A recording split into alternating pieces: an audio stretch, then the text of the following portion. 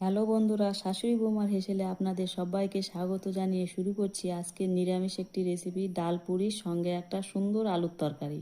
রোজ রোজ তো পেঁয়াজ রসুন খেতে আর ভালো লাগে না, তো এইভাবে নিরামিষ করে একবার বানিয়ে খেয়ে দেখুন। খেলেই বুঝতে পারবেন কতটা সুস্বাদু এই নিরামিষ ডাল পুরি। তো প্রথমে আমি পুরটা বানিয়ে নেব।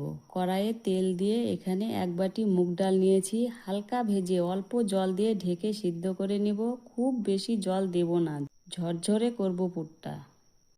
কিছুক্ষণ পর ঢাকনাটা তুলে অর্ধেক সিদ্ধ হয়ে গেলে এবারে আমি দিয়ে দেব কাঁচা লঙ্কা কুচি, নুন, হলুদ গুঁড়ো, লঙ্কা গুঁড়ো, জিরে গুঁড়ো, ধনে গুঁড়ো, গোলমরিচ গুঁড়ো। নেড়ে নেড়ে ঝরঝরে না হওয়া পর্যন্ত আমি এইভাবেই নাড়তে থাকবো। ডালটা খুব সুন্দরভাবে ঝরঝরে হয়ে আসছে। এইবার আমি দিয়ে দেব ধনেপাতা কুচি, দিয়ে আরেকটু নেড়ে নেব। গরম মশলা গুঁড়ো দিয়ে নামিয়ে নেব। এইবার আমি ডাল পুরি বানিয়ে নেওয়ার জন্য 3 কাপ ময়দা, 1 চিমটে নুন, গ্রেট করা আদা, তেলের পরিমাণটা একটু বেশি দিয়ে ভালো করে ময়ম দেব।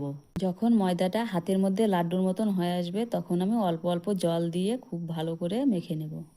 মেখে নিয়েছি। ডোটা আমি কিছুক্ষণ রেস্টে রেখে এদিকে আলুর তরকারিটা বানিয়ে নেব। কড়াইয়ে তেল দিয়ে তেলটা গরম হয়ে গেলে ফোড়নে দেব পাঁচফোড়ন, তেজপাতা, জিরা, কাঁচা লঙ্কা, গ্রেট করা আদা দিয়ে ভালো করে নেড়ে এইবার দিয়ে দেব কেটে রাখা আলু। নুন হলুদ গুঁড়ো দিয়ে একটু নেড়ে চেড়ে কেটে রাখা টমেটোটা দিয়ে নেড়ে ঢেকে দেব।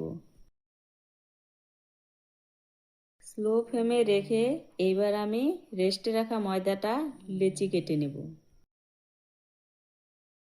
এইবার আমি ঢাকনাটা তুলে আলুটা খুব ভালো করে ভেজে নেব। ভেজে নিয়েছি।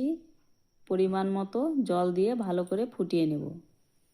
আলুটা সিদ্ধ হয়ে গেছে, তরকারিটাও হয়ে এসেছে। এইবার আমি ধনে গুঁড়ো, গরম মশলা গুঁড়ো দিয়ে নেড়ে চেড়ে নামিয়ে নেব। এইবার আমি কেটে রাখা লেচি থেকে একটা করে হাতের মধ্যে নিয়ে গোল করে একটু গর্ত করে নেব।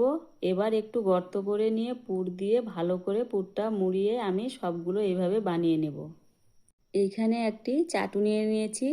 চাটুর উপর একটু তেল লাগিয়ে নেব।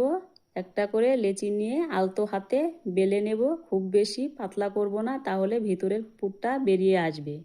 এইভাবে আমি সবগুলো বেলে নেব। কড়াই বসিয়ে তেল দিয়ে দিয়েছি। তেলটা গরম হলে এবার বেলে রাখা ডাল পুরিটা দিয়ে দেব। এই দেখো কত সুন্দর ফুলে উঠেছে, আর দেখতেও কিন্তু খুব লোভনীয় হয়েছে। এইভাবে আমি আর একটাও ভেজে নিয়ে দেখাচ্ছি। এইভাবে আমি সবগুলো ভেজে নেব। এবারে গরম গরম ডালপুরি আলুর তরকারি পরিবেশন করব। আমার এই নিরামিষ ডালপুরির রেসিপিটা ভালো লাগলে বন্ধুদের